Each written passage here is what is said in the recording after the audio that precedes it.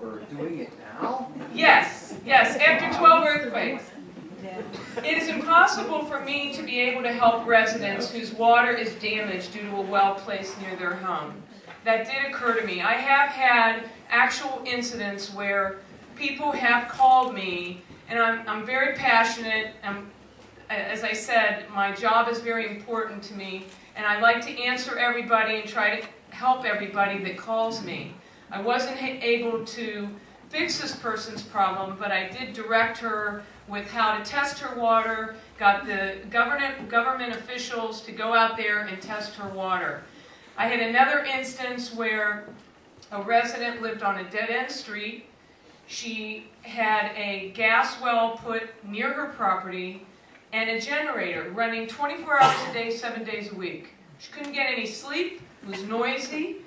Like the slides show, unless you have a black light, you don't know the pollution that's going in the air. This was right next to her home. Lucky for us, I called our police chief. We do have a noise ordinance.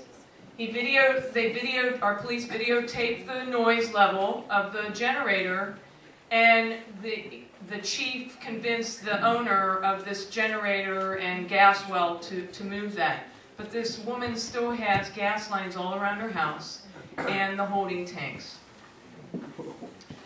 Okay, let's see here. I'm kind of digressing here. Another resident called and said something about a bad odor coming out of her faucet. She spent a lot of money with the water treatment company, but again, this was undocumented. That's another thing, you know, people that aren't aware of what's going on, they think, oh, you know, my water smells a little funny, you know, and, you know, they don't know about a well that's been drilled close by, and they don't know how to deal with it. One of my friends and a resident who had well water, there were 2 wells drilled, one at the horse farm and one at the Oblate Sisters.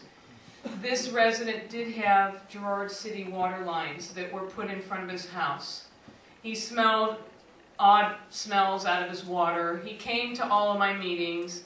He felt very strongly about tying into Girard City water. It cost him a lot of money to do that, and now he has a water bill. Those are other things that people have to deal with if they have well water. And I'm pleased to see this movement.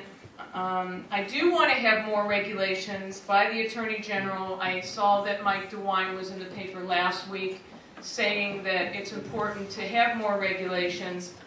But I think right now we need to continue putting the pressure on. It's so important. I mentioned about the meetings, that I feel that people are being land blasted by, you know, people that maybe are going to benefit financially. They're not getting the whole truth.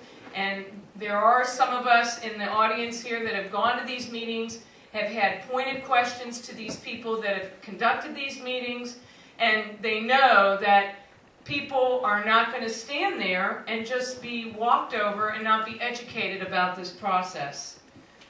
When you see in some of the handouts in the back how much money and subsidies have been given by us, the taxpayers, we pay for the subsidies for the gas and oil industry. I don't know if you knew that, but we do. That are contributing to our bad health issues. It is extremely disturbing. It needs to stop, and it is time to do what is right. Thank you very much.